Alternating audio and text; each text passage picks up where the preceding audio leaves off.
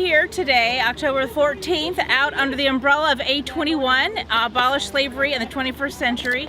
We're here to bring awareness to the city of Poughkeepsie. There's actually thousands of people around the world right now today in hundreds of different cities taking millions of steps to be able to bring awareness to the fight against human trafficking. So we're thankful for being here today, and we had a wonderful turnout, and we're just so excited about spreading the word and noticing that together we each can do something in this fight. Thank you. Education is the key to prevention, right? Talking to our young girls, and it's never too early to start having these conversations with them.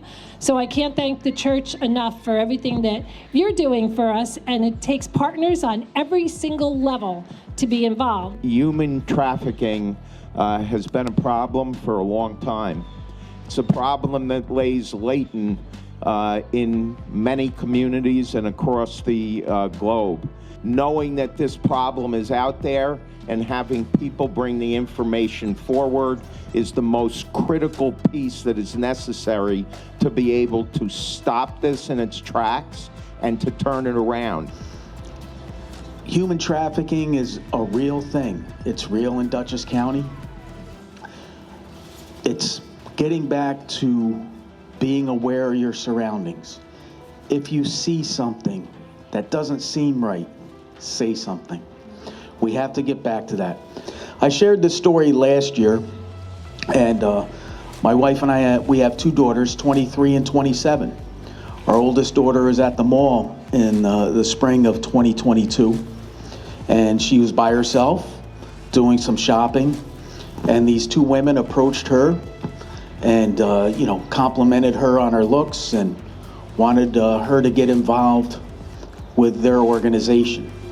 We rescued this woman in what they call this breaking house, where they bring the victims, they put them in this room, you walked through it and you listened to her story as you went through, and it was so hard.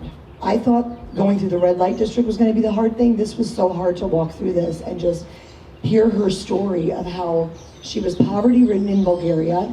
She came from a family that didn't have much, and she saw this advertisement in a paper for a better opportunity in Greece. So literally it's an ad, and she responded to it for an interview, and she met this guy, Demetrius, who came. He was so nice, and he was like, I have a job for you at this cafe in Greece. She was like, it's everything I dreamed of. He met her family. He said, I'm gonna take care of her, it's gonna be wonderful. So they literally get groomed in a way that they're trusting them. And this is the part that I think we really have to understand. All of these victims have this trust factor. Again, when you come from a place of poverty and you don't have much and you're isolated, you quickly trust somebody who's gonna give you an opportunity.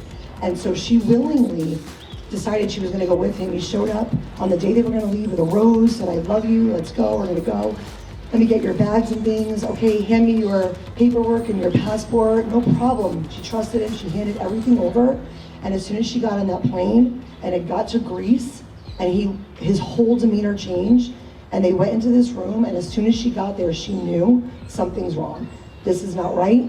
And his whole attitude changed, and her entire life was done, was over. Her identity taken, her dignity taken, everything. The abuse she suffered, the rape at several hands, everything, it was horrible. And so they walked us through this whole breaking house, and just luckily, again, she was saved. We were able to locate them later on because I'm interviewing people in the mall, getting license plates numbers, and we were able to follow them up, and we were able to effect an arrest.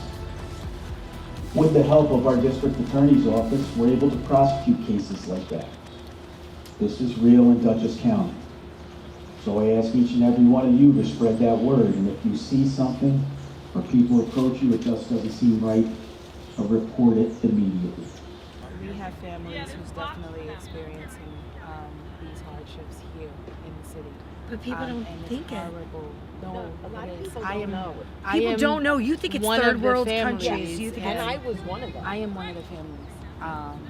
I just met with another woman who experienced it a couple days ago, and it's been happening here. So Yeah, it's in her backyard. It's here. With a show of hands right now, how many people here today have the human trafficking hotline numbers stored in their phone right now? Right. So not many. And that's the point, is that every single one of us right now can store the number. It's 1-800-THE-LOST.